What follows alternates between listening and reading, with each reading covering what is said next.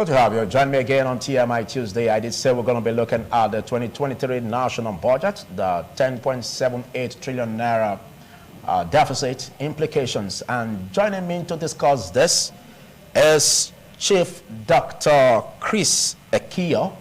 Chief Dr. Chris Ekiyo is the Niger Delta activist, President Emeritus SUG Uniben, and also he is the president of the Ijaw Youth Council and former commissioner Delta State. And he will be joining me via Zoom. And as I did say, we're going to be looking at the 2023 national budget, the 10.78 trillion naira deficit, and how will the government really fund this.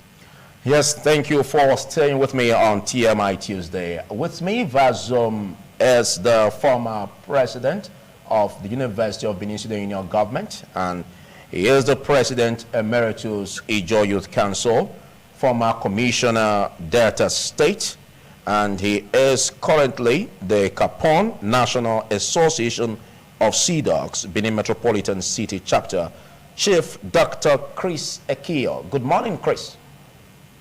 Good morning, brother. How are you doing today? Fine, and you? I'm okay. Now, we were following reports yesterday about the leadership of your organization lambasting the National Assembly over its recklessness for approving the 2023 national budget that has a deficit of 10.78 trillion naira. What was the essence of that? What is the background of the challenge you have with the 2023 national budget as an organization? Thank you very much. So first, as an organization, the National Association of Sea Dogs is concerned about open and transparent systems and procedures that works for the common good. So when you are borrowing to finance the budget, that will depend on oil price, and then you have insecurity that was to temper with the oil installation, then there's a problem. And now when you have people who are trying to checkmate the oil theft, and then the same government agencies are intervening with those people, there's also a problem. So the association is quite worried that you do not generate a budget. Last year was 6-point-something trillion deficit, and this year they shot it up to 10.78. Now it's worrisome because yes, countries borrow to finance budget, but such borrowing is intended to drive a process of such fiscal budget that will generate more funds in the system. Now, what they are borrowing, if you look at the budget, almost at every mark of it, they have increased what they used last year in percentiles. For instance, if you take the inflation rate of this budget, you find out that we're at 17 this year as against 13 last year. 17% as against 13%. If you do take capital expenditure budget, they shut it up by, they reduce it and then increase the value by 2% from the borrowing. So it means that what they are going to do in this budget is to take more money to finance sectors of the budget that will not generate more money. And it creates concern. It's more of the current expenditure. And as an organization, we are concerned that you can't borrow and keep spending on people. At the end of the day, you plunge the country into debt. Okay, but what do you see about President Muhammadu Buhari's performance so far? Because we look at the issues concerning the economy, and it's been challenging, as a lot of Nigerians have been talking about it. Now, do you see respite in what President Muhammadu Buhari is doing in this regard to cushion the effect? Okay, in the last 7 years, a lot of wrong steps have been taken. Intention may be good, wrong steps have been taken, and has plunged further down into the inflation line. However, in dealing with the Nigerian challenge, we must also juxtapose the global inflation rate as against the Nigerian challenge. Unfortunately, whereas in Europe and America, there are government attempts to cushion those inflation rates by provision of jobs, qualities, and all of that, the Nigerian system of it did not just work. For instance, under Buhari's administration, they would attempt to provide palliative, support school feeding, to give money to government to improve infrastructure. The problem is with the citizens. When they access this power in their various sectors of power, they mismanage the resources, and it doesn't trickle down to the point where it is intended. To take school feeding, for instance, there's a lot of challenges about the school feeding project. Billions and billions have been spent on school feeding. School children are still hungry. You could walk into any school and you find out that there's really no school feeding going on. How did this happen? Someone gets this lot of money, pass it down to cronies and friends, they go there and then they do a charade of what it should be. Ultimately, it's for these people to make money for themselves. So the President Buhari's administration has what you call the lack of check and balance. You dish out an instruction, take the security sector, for instance, billions have been pumped into it. Instructions have been given, but there are no checks. Nobody takes the fall when things go wrong. And that's why we have this law. The market is open to all kinds of corruption. The system is open to all kinds of corruption. And fighting corruption is targeted at people that seem to be at loggerhead in the system. Now that needs to change in the coming government. Otherwise, we will not be able to solve the problem of this country. Oh, we look at the challenge, which is quite biting, and the need to make a change in this direction. Now, what do you make of the prospects that could be among the presidential candidates, that will be gunning for presidency, the presidential election come February 25? Do you see among the candidates, do you see a prospect that could help if the electorate makes the right choice? Okay, thank you. So I'd love to be the one on the ballot as presidential candidate. I probably would have been able to fix all this problem, and I say so with all sense of humility. Unfortunately, I do not have the war chest to run for a presidential election. So I'm left with 3 choices, or 4 choices, popularly known choices. So we talked about the Tinubu choice, the Atiku choice, the Kwankwaso choice, and the Obi choice. Now, most Nigerians will run with the frenzy of a new Nigeria, and the fact that they want to find people without baggage, without history of corruption, to govern the system. And that was the mantra upon which we also ran to Buhari in 2015 and dumping Jonathan. So I like Nigerians to be careful in making choices. So it's not about the mantras that people pursue, it's about evidence-based selection. Luckily, all 4 popular candidates have been governors at one time or the other, vice president at one time or the other, ministers at one time or the other, senators at one time or the other. So I like Nigerians to look at their key performance index. When you were a governor, how did you govern? What did you leave behind? Is there a trajectory that have made your state to be now a model state? 1. When you were a senator, what kind of policies did you support in the National Assembly? Were they people-oriented policies? When you were vice president, what kind of governance did you provide in terms of cushioning the economy? Because I think the vice president of the Federal Republic is in charge of the economy of this country by policies of governance since 1999. So what did you do? How did you cause about transformation? When you were minister, exactly. So look at that, and then what do you do? What is your policy framework for a new Nigeria? Because you are going to be inheriting a country in deficit, a people that are depressed, stressed, and frustrated, insecurity. So what are your blueprints to solving this? That's what I'm looking at for the candidates. Okay. I've always said, because our association is not partisan, I'm not going to be able to say this is where my interest lies. But Nigerians must look at these key factors in selecting a president. Luckily, the beavers has come to stay. Yes, scorecard, that's one of the highest things that this presidency has provided for Nigeria. The scorecard and the beavers, if it works, our democracy will begin to have a new face. Okay, let's look at the budgets critically. Now, we've had challenges where year in, year out, we will have to borrow. And we look at the challenge of borrowing to fund the recurrent expenditures. Now, economic experts have said that it is a big challenge if a country borrows, to fund consumption, to fund salary payment. Now, we are at a crossroad where the federal government is having this challenge, and you are saying that, well, it's quite challenging. It wouldn't all go well for the country and its economy if the federal government continues to go on borrowing. Now, how should the federal government tackle the challenge of funding recurrent expenditure alongside capital expenditures? What do you think or make of that? Okay, the most important thing is that we have an over-bloated civil service system, an over-bloated ministerial system, an over-bloated legislative system, an over-bloated governance system.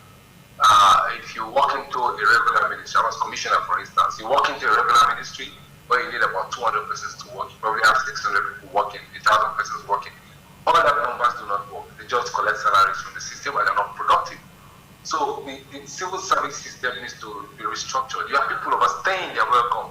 They are due for retirement. They keep adjusting their ages, their salaries, and they are at the bar, and they are manipulating the processes for so long that it is quite difficult for people to understand what is happening.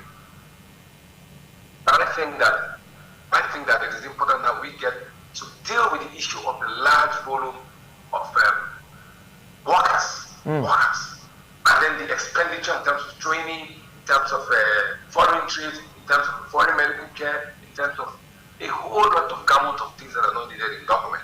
For instance, a man in say 160,000, he then gets an allowance of 2 million naira. How do you justify that? His basic take home is 150,000. He gets an allowance of 5 million naira. Or you see where the security vote is 10 billion, and then there are insecurity everywhere. So what the government needs to do first is to resize and redevelop his parastatals, his ministries, but that they're creating more and more agencies to create more job and more waste. So we need to streamline that. Then the government needs to invest in production. Production will be infrastructure where people go to the field to work, agriculture, healthcare system that works, so that the money, the capital flight will be reduced. Energy, so that more investors will come into the country.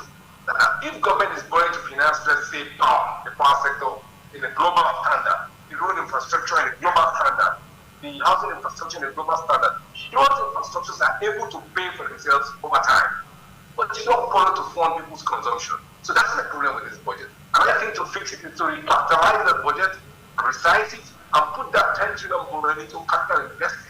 Mechanize agricultural farming, not this thing that they're saying that like distributing fertilizer and distributing or giving farmers a 3 million naira loan. To do what? You give somebody 3 million naira loan to do what? To take home, or you're giving grants to just get up in the money, you pick up public funds and you give grants to people without justification.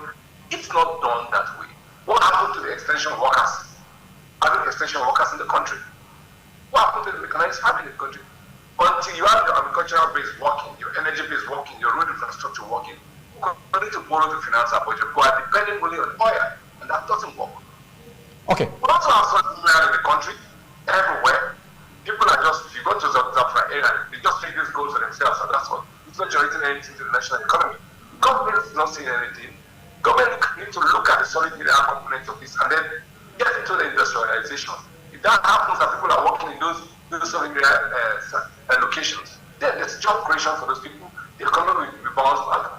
Get more in foreign reserve, and we don't need to borrow. Okay. And Jokuta is as a steel company needs to work.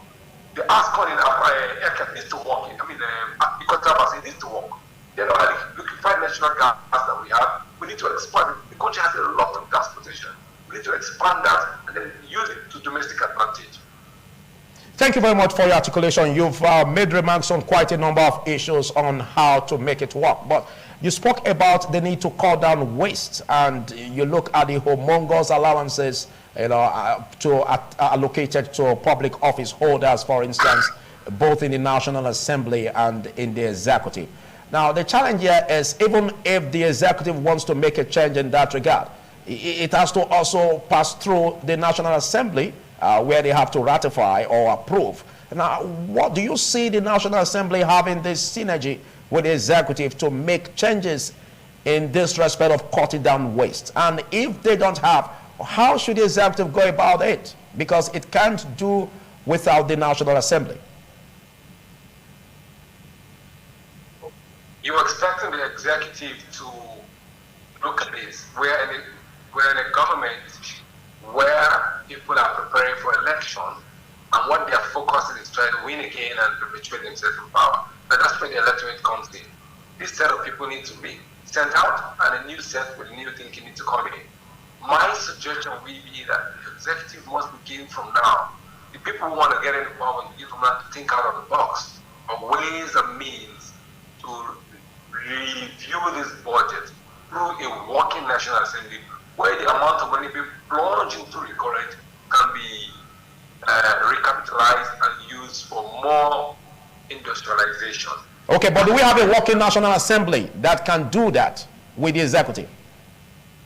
Yeah. Okay, so the kind of National Assembly that you get to find in our country, unfortunately, is a product of the executive. So for every executive system that emerged, if it's a kind of system that wants to model the National Assembly, you find corrupt people in the National Assembly who are willing to be compromised to survive. If it's a type that wants to allow democracy to thrive, then there will be separation of power. Unfortunately, in this system that we have right now, there's a lot of muzzling. The National Assembly is struggling to express itself, and then it's not able to.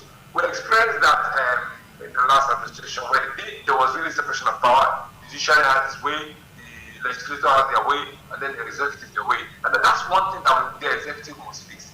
Allow the separation of power to thrive, so that we check and balance in terms of how governance is run in the country. As it is now, it's a mix of sharp and grace. Okay, now some have also advocated that the aspect of having a bicameral legislature is quite a challenge. Rather, it should be one, like a unicameral. Do you also suggest that in order to cut down waste? Okay, so 360 or thereabout members are not just the only reason for waste. They're just some people that are making laws that represent over 774 local governments. So I think that representation is key. I think that is key. So I have a problem with the presidential system as we run it, but I do have a problem with the implementation of the governance system as contained in the Constitution. There is too much leeway for people in government to spend without questioning. Too much leeway for people to do paper budget and do paper project without consequence. So unless the legislative arm takes itself away from trying to an executive and begin to ask the questions and enforce prosecution of corrupt executive officers, corrupt health parastatals, and people begin to see that there's consequence for stealing, then it becomes something to celebrate. Take, for instance, I was watching recently on YouTube, the Ugandan president who said his officers, they found something near what, $600 million or $1 trillion, and his officers brought paperwork for him, his executive, ministerial officers, paperwork for him to sell that to the investors for $600 million. And he asked them, how did you come about this kind of debased mentality? Something is in your land, and you put paper to pen and you're advising me, and I think he fired them. So we need a president who has a solid heart to be able to chastise ministers, directors of ministries who are misfired. We need to have a technical team in-house to guide key performance index of his governance. So then the legislature will be able to say, okay, you have somebody who is focused, let us help you to achieve that. But what I see now is, if the president is now saying so we get it, and then the legislators trying to fight, there's no governance. So they end up compromising themselves. And that needs to end so governance can work. Okay, thank you so much, Chris Akio, for taking our time to be part of this discussion. We hope you oblige us in subsequent interviews. That's the much you can take on that. Joining me shortly is a human rights activist, Solomon Idiogbe, alongside the business expert, Fred Uyigwe, to look at the issues about the 2023 presidential polls this day.